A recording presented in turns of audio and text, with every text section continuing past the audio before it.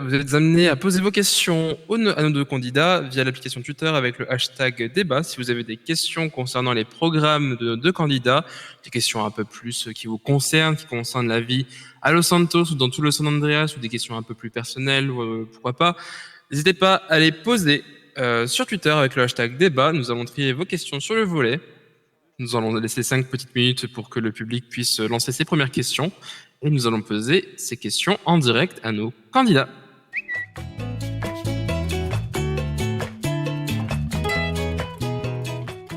Bah, à l'heure actuelle, je suis payé 1 dollar à la demi-heure. Et c'est quelque chose que je ne compte pas modifier. Évidemment, après, je compte pas le fait qu'il y a des primes qui vont rentrer en jeu selon mon boulot annexe actuel qui est procureur général. Mais évidemment, mon salaire de gouverneur est à 1 dollar et j'ai la chance d'être, comme on dit, nourri et blanchi.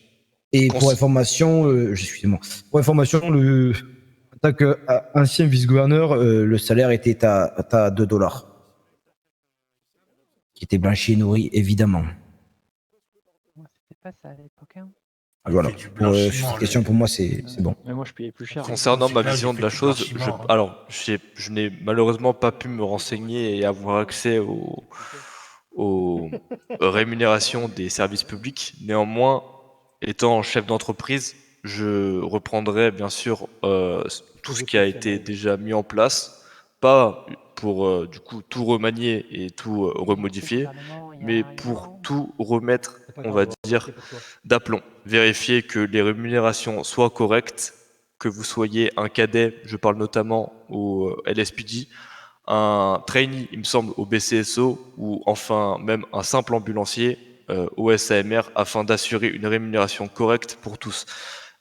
Concernant après un petit peu les rémunérations des membres du gouvernement, donc je veux de là parler bien sûr des procureurs, vice-gouverneurs et gouverneurs. En effet, j'étais au courant de cette rémunération-là. Néanmoins, je pense que peut-être que les primes sont un peu trop élevées. Je ne les connaissais pas, je ne les connais d'ailleurs pas. Il me semble que des fois, David ne prenait pas de primes. Pour le coup, je ne sais pas encore, mais ce sera bien sûr une rémunération correcte qui ne dépassera pas celle d'un patron d'une entreprise, car pour moi, gérer un État, ça peut rentrer en termes de rémunération, bien sûr, et uniquement en rémunération, à gérer un État comme une entreprise. Vous avez parlé justement des... excusez-moi. Non, parce qu'il a parlé des services publics, évidemment... je tiens juste à informer Monsieur Dugan qu'il y a peu, j'ai eu l'honneur et le privilège d'augmenter justement le salaire des services publics de notre ville, qu'en déplaise à la personne qui a posté cette question. Très bien. Très bien, je pense que nous pouvons continuer les questions, Émile.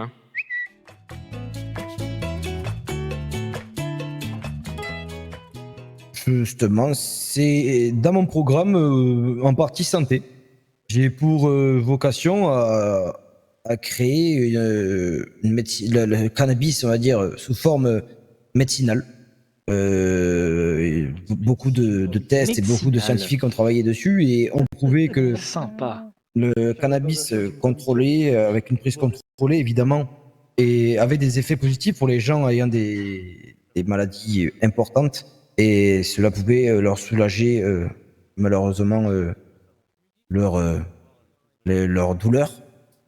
Et par conséquent, j'ai pour but d'instaurer et de travailler en coopération avec justement des gens qui seraient prêts à faire quelque chose de contrôlé et de bio pour le cannabis médicinal.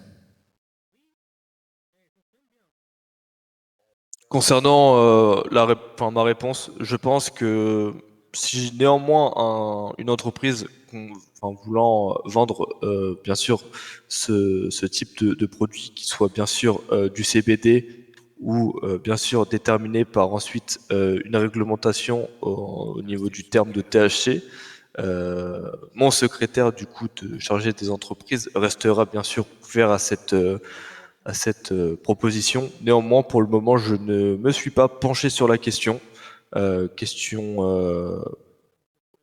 Du coup qui relate de la santé publique concernant le danger un petit peu des drogues.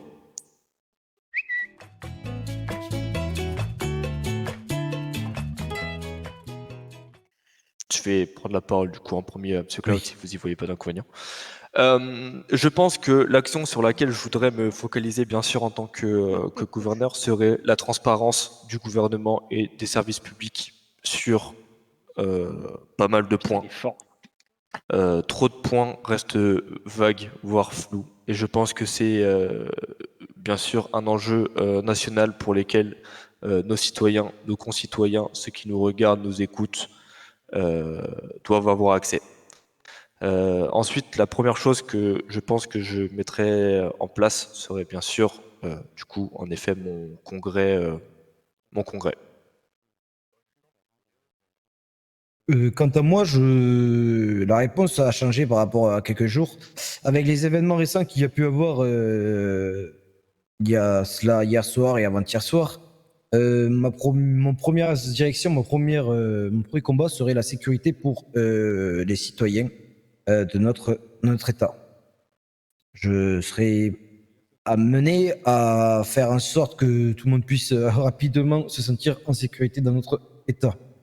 Si je l'apprends aux gens qui n'étaient pas au courant, il y a malheureusement de cela quelques jours, des échanges de coups de feu ont eu lieu envers deux gangs rivaux ainsi que les services publics de notre ville.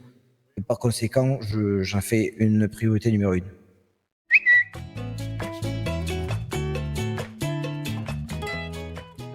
Alors, je pense avoir une idée de réponse, mais je ne veux pas dire de bêtises, donc ouais.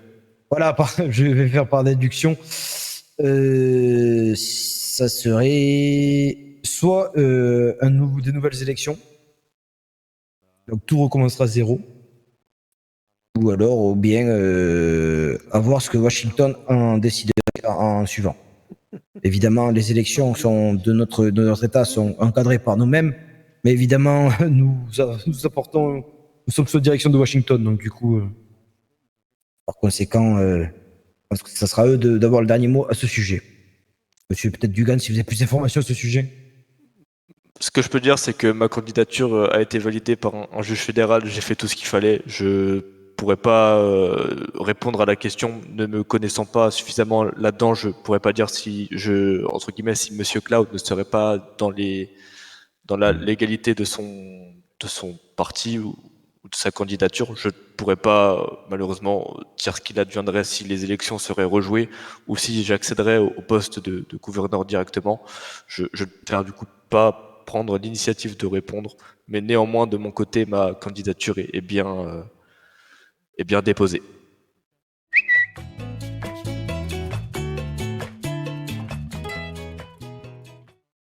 Malheureusement, c'est là où un point où je le rejoins. Effectivement, je l'assume entièrement, pas eu le temps d'organiser un meeting.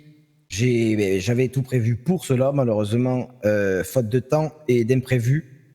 Vu que c'était ma dernière semaine en tant que procureur général procureur tout court, j'ai privilégié la sécurité de l'État et j'ai accompagné les services publics dans leurs récentes affaires. Ça m'a pris un peu de temps, je vous le cacherai pas. Et malheureusement, j'avais préparé le meeting, mais il n'a pu être réalisé. Pour ma part, il est vrai que j'ai du coup dû aider M. Cloud à la bonne réhabilitation des impôts afin de faire tourner l'État. On a tous deux été vachement occupés et bien sûr nous n'avons pas pu organiser notre meeting. Je tiens quand même à rappeler que pour être, du moins postuler au poste de gouverneur, il vous faut bien sûr être âgé de plus de 30 ans, ce que M. Cloud et moi-même respectons, être citoyen des États-Unis à la naissance ou avoir résidé au moins 14 ans sur le pays.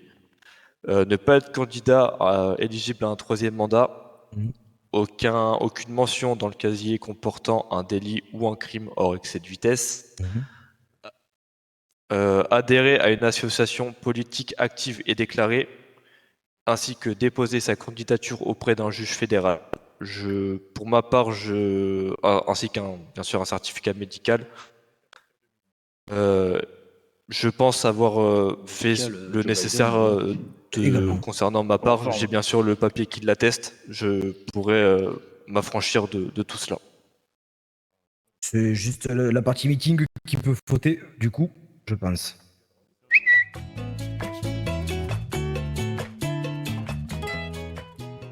Alors, juridiquement parlant, à l'heure actuelle, si la personne est jugée avant son mandat, la personne ne pourra plus être éligible justement aux élections. Et si cette histoire se passe pendant son mandat, selon la loi, il sera jugé à la fin de son mandat de 4 ans du coup.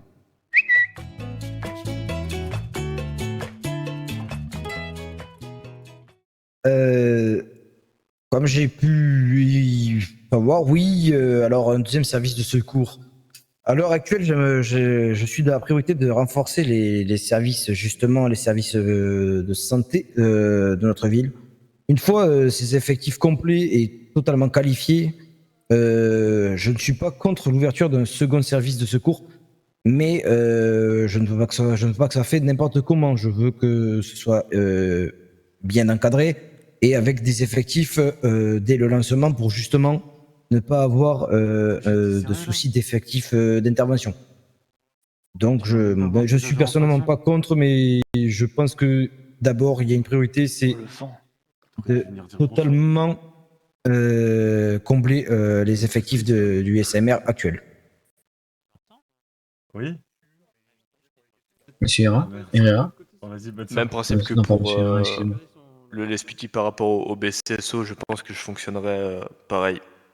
Et j'étais à l'époque très proche de David quand un bureau du shérif a voulu s'ouvrir dans le nord. Le LSPD était suffisamment équipé et il a pris la décision bien sûr d'ouvrir un bureau du shérif. Et je pense que le système concernant le SAMR serait pareil.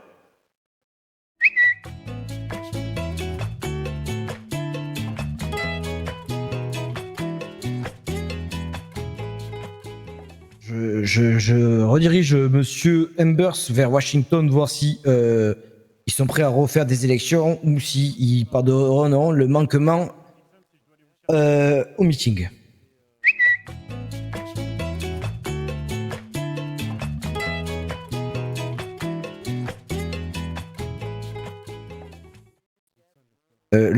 Alors, le hibou fait référence à quelle question sur Il ne risque rien? Je crois que c'est si jamais des actes criminels, ouais. Ah. Alors non, il ne risque pas rien, comme je disais, légalement, sous mandat, il ne sera pas jugé. C'est à la fin de son mandat, donc le jour même de la fin de son mandat, cette personne sera jugée, selon ses faits. Néanmoins, par contre, il me semble, alors je veux pas dire de bêtises non plus, mais il me semble que si, alors que ce soit Monsieur Cloud ou moi-même, si nous, pendant notre mandat, nous réalisons des actes méprisables par la justice, nous pourrons être, bien sûr, placés en état d'arrestation. Je parlais d'avant, moi. Je parlais si ça se passait avant. Oui, mais pendant notre mandat, nous ne sommes pas non plus intouchables. Si jamais nous commettons, bien sûr, des méfaits envers la justice, nous répondrons devant une cour de justice comme tout citoyen. Merci, merci Émile, et je tiens à remercier le public de sa présence, ainsi que nos deux candidats pour leur participation à ce débat, d'avoir joué le jeu et d'avoir su dialoguer dans les meilleures circonstances pour établir un climat de confiance et également exposer leur candidature au mieux. Sur ce, je vais clore ce débat. Et nous vous tiendrons au courant, chers citoyens, de l'ouverture des votes qui se tiendra donc dès ce soir. Merci à tous pour votre présence et votre participation. Merci à toutes et à tous, évidemment.